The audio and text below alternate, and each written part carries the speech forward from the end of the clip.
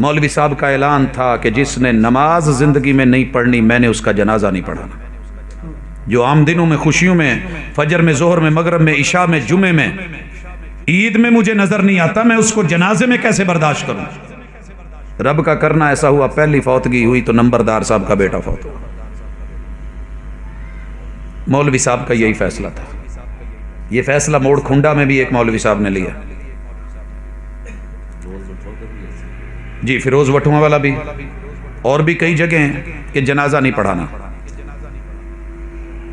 नंबरदार ने अपनी सख्ती वाली जुबान बोली, और एक जनाजा मैंने जिंदगी में ऐसा पढ़ाया है, देखा है कि जिसको पूरी जमाते बरेलविया का एक भी आलम जनाजा पढ़ाने को तैयार नहीं था। हम डट जाते हैं जब जाती जरूरतें होती हैं, जनाजा नहीं पढ़ाना। नंबरदार को बड़ी चोट लगी कि तनख्वाह मैं दूं, पैसे मैं दूं, दाने मैं दूं, मूंजी मैं दूं, गंदम मैं दूं, आटा मैं दूं, सब कुछ मैं दूं, और मेरा ही बच्चा, उसी का जनाजा नहीं होगा। साथ वाले गांव के मौलवी को बुलाया गया, उसने कहा जी नहीं, हमारा एका है। 5 या 6 गांव वाले थे जिन्होंने ये एका किया। बात दूर तक फैल गई, मौलवी के बच्चे का जनाजा कोई नहीं पढ़ा रहा। उसने कहा मौलवी जी फारग कर दूंगा। कहा जनाब आपकी मेहरबानी, आप कर दे, मुझे इस रिज़्क़ की जरूरत नहीं है कि जो इस तरीके से लिया जाए। उसने मौलवी साहब को फिर अलग से बुलाया और कहने लगा मौलवी साहब मसला क्या है। कहा वही जो आज तक सुनाता रहा और आपके कान पे जूं नहीं रेंगी कि जो रब का नहीं वो सबका नहीं, जो आम दिनों में नमाजी नहीं, हम उसके ऊपर ठेका तो नहीं उठाया कि हम भी पढ़ें। कहा अल्लाह के लिए किसी ना किसी तरीके से इसका पढ़ा दो, मैं आगे बंदोबस्त करता हूं। कहने लगे जी मैं तो नहीं पढ़ाना, बाहरों को लाओ। किराए के एक मौलाना साहब लाए गए, उन्होंने जनाजा पढ़ाया, दफना दिया गया। नंबरदार साहब ने ऐलान कर दिया कि कोई भी बंदा जो नमाज के वक्त मुझे कारोबार में, घर में दाएं बाएं बैठा नजर आ गया, मस्जिद में नजर ना आया, कल को हमने उसका जनाजा नहीं पढ़ाना और फिर उसकी खैर नहीं। पूरी पट्टी नमाजी बनी।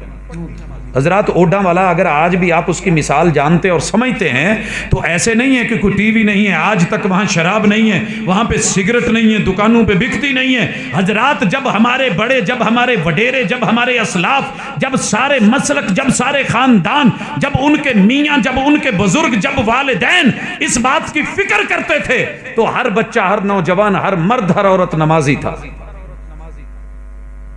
जब से हमने ढीले दिए ना, चलो कोई गल नहीं, बच्चे ने बड़े होके पढ़ लेंगे, अच्छा कोई बात नहीं, हो जाएगा, ठीक है, फिर क्या हुआ हजरात, फिर उस वक़्त से ये ढीले मिली हैं और ये मसाइल बने हैं। आइए यहाँ तलक मैं दुनिया में रोकूं, थोड़ा सा ब्रेक लगाने लगा हूँ। फतवे आपने सारे सुन लिए, ये तो दुनिया में अशर है। अगर जिंदगी में ये आदमी बेनमाज है, ये अपनी बेटी का वली नहीं बन सकता। वलन यजअलल्लाहु लिल काफिरीना अलल मुमिनीना सबीला। इस बेनमाज को काफिर अल्लाह के महबूब ने कहा है, मुशरिक खुद अल्लाह ने कहा है, मुर्तद सहाबा ने कहा है, और इसको जेल बंद करने के लिए इमाम आजम इमाम अबू हनीफा रहमहुल्लाह, जिनको दुनिया ये लक़ब देती है, उन्होंने बोला है।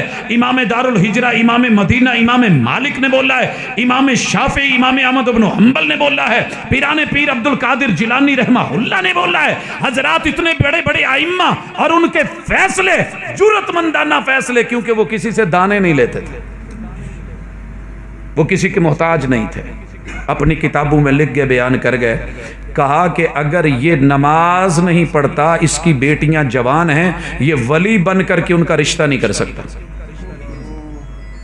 ये अपनी बीवी का शौहर नहीं रह सकता, ये उससे औलाद नहीं ले सकता, औलाद हरामी होगी। असि निकी निकी गल तो अपने बच्चों को कही जावे राम दिया, बाप कह रहा होता है, माँ कह रही होती है, कभी रब के कहने पे भी माने। अच्छा छोटी सी बात होती है ना, मौलवी साहब फतवा दे देते हैं कि निकाह टूट गया। जिस पे निकाह टूट रहे हैं वो ये है जो नमाज नहीं पढ़ता। जब दीन बदल जाए तो निकाह नहीं रहते।